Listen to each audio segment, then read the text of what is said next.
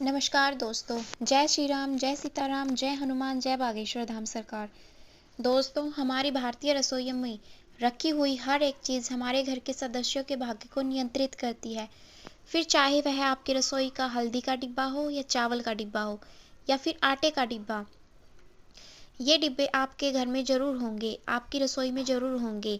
तो जो महिलाएं अपने घर के सदस्यों का दिल जीतना चाहती हैं या फिर अपने घर में बरकत बनाए रखना चाहती हैं, तो इसकी शुरुआत इन्हें अपनी रसोई से करनी चाहिए। ऐसे में आप अपनी रसोई घर में साफ सफाई का ख्याल रखती हैं, दीपावली आने पर सफाई करती हैं उनमें। क्या आप जानती हैं कि कैसे आपकी रसोई घर में रखी हुई कुछ चीज़ें ही आपके भाग्य को बदलने की ताकत रखती है? क्या आपको पता है कि जिस आटा, चावल, नमक, हल्दी को आप साधारण समझ रही हैं, इन्हीं में आपकी आने वाली किस्मत का राज छुपा हुआ है। हमारे बागेश्वर धाम सरकार पंडित धीरेन्द्र कृष्ण शास्त्री जी का कहना है कि जिस तरह रसोई घर में चावल और हल्दी माता लक्ष्मी से संबंध रखते हैं, इसी तरह आटे का संबंध भी माता लक्ष्मी से माना जाता है। तो अगर महिलाएं दिवाली के दिन आटे के डिब्बे में एक खास चीज़ डाल देती है तो उनका घर पैसों से भर जाता है और उनके घर में कभी भी धन की कमी नहीं होती। और अगर आप भी जानना चाहते हैं कि गुरु जी ने आटे के डिब्बे में कौन सी दिव्य चीज़ रखने को कहा है, तो वीडियो को पूरा ज़रूर देखिएगा। दोस्तों, स्वागत है आपका हमारे चैनल में। आगे बढ़ने से पहले हमारी वीडियो को लाइक, चैनल को सब्सक्राइब जरूर करें, जिससे कि श्री बागेश्वर बालाजी की कृपा आपके ऊपर सदैव बनी रहे। तो चलिए वीडियो में आगे बढ़ते हैं। दोस्तों, गुरु जी का कहना है कि रसोई चाहे जो भी हो, उसमें आटे का डिब्बा हर रसोई घर में होता है, क्योंकि हमारी सबसे पहले ज़रूरत है रोटी, और रोटी बनाने के लिए आटे का इस्तेमाल किया जाता है। ऐसे में महिलाओं को आटे के संबंध में कुछ विशेष सावधानियां रखनी जरूरी होती है। जैसे कि गुरु जी का कहना है कि महिलाओं को हमेशा नहाकर ही अपने रसोई घर में प्रवेश करना चाहिए, क्योंकि अगर वह बिना नहाए रसोई घर में प्रवेश करती है, खाना बनाती है और आटे के डिब्बे को स्पर्श करती है, तो अशुद्ध हो जाता है। और फिर जब आप इस आटे से ठाकुर जी को भोग लगाते हैं या गाय की रोटी निकालते हैं, तो इससे आपको पुण्य की जगह पाप भोगनी पड़ती है। इसीलिए महिलाओं को पूरे तरीके से पवित्र होकर, नहा धोकर और साफ सुथरे कपड़े पहनकर ही रसोई में जाना चाहिए और आटे के डिब्बे को स्पर्श करना चाहिए। इसी के साथ गुरुजी का कहना है कि महिलाओं को कभी भी अपने घर का आटे का डिब्बा पूरी तरीके से खाली नहीं करना चाहिए। किसी महिलाओं की आदत होती है कि जब घर में आटा पूरी तरीके से खत्म हो जाता है, इसके बाद वो नया आटा मंगवाती है और डिब्बे में भरती है। लेकिन गुरुजी का कहना है कि आटा आपके घर में अन्य धन दोनों की किस्मत का हाल बताता है। तो ऐसे में महिलाओं को विशेष ध्यान रखना चाहिए कि कभी भी अपने आटे के डिब्बे में आटे को खत्म ना होने दें।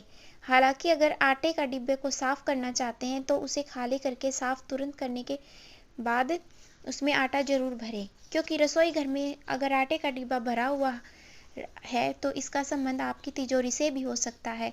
इसी के साथ गुरुजी का कहना यह भी है कि महिलाओं को रोटी बनाते समय आटे को ज़्यादा नहीं फैलाना चाहिए, क्योंकि यह दरिद्रता की निशानी होती है।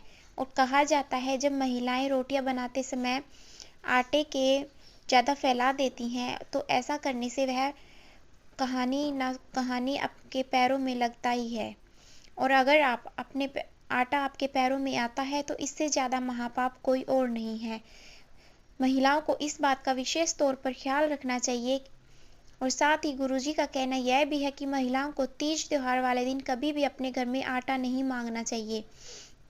अगर आपको ऐसा लग रहा है कि आटा खत्म होने वाला है और त्योहार आने को है, तो त्योहार आने से पहले ही आप अपने घर में आटा मंगवा कर रख लें, क्योंकि त्योहार वाले दिन अगर आप अपने घर का राशन मंगवाती हैं तो यह आपके लिए कहीं ना कहीं अशुभ माना जाता है। तो इसी के साथ कभी भी इस्तेमाल किए हुए आटे को आपको आटे के डिब्बे में वापस नहीं डालना चाहिए, क्योंकि आपने जिस आटे का इस्तेमाल पहले ही रोटी बनाने में कर लिया, वह आटा अब जूठा हो चुका है। और अगर आप इस आटे को दोबारा इस्तेमाल करेंगे तो आटे के डिब्बे में डाल देती हैं, तो अगले दिन जब आप गाय की रोटी बनाएंगे या फिर भगवान को प्रसाद लगाएंगे तो वह जूठा हो जाता है। दोस्तों, आपको कभी ना कभी हमारे घर पर बिना बताए मेहमान आ जाते हैं, या फिर कोई भी अगर खाना मांगने आता है, अगर आप ऐसे आटे का खाना मेहमान को या फिर भिखारी को खिलाते हैं, तो आपको इसके गलत परिणाम भोगने होते हैं। इसी के साथ गुरुजी का कहना है कि कभी भी ज़रूरत से ज़्यादा आटा गूँथकर महिलाओं को फ्रिज में नहीं रखना चाहिए, क्योंकि गूँथा हुआ आटा पिंड के समान माना जाता है और अगर आप इसे रसोई में फ्रिज में यूं ही रख देती हैं तो यह नकारात्मक शक्तियों का भंडार बन जाता है। और जब आप इसका खाना बनाकर खुद खाते हैं या परिवार के सदस्यों को खिलाती हैं तो इस कहीं ना कहीं शारीरिक स्वास्थ्य पर असर डालता है, बल्कि उन्हें कई तरीके की मानसिक बीमारियां भी हो सकती है और नकारात्मक ऊर्जा उसके आसपास अपना घेरा बना लेती हैं। इसी के साथ चलिए अब आपको यह बता देते हैं कि गुरुजी ने महिलाओं को कौन सी खास चीज़ डिब्बे में डालकर रखने को कहा है। तो गुरुजी का कहना है कि जब महिलाएं अपने घर में आटा लेकर आए तो उस आटे को डिब्बे में भरे तो उसे आटे में एक हल्दी की गांठ जरूर डाल दीजिए।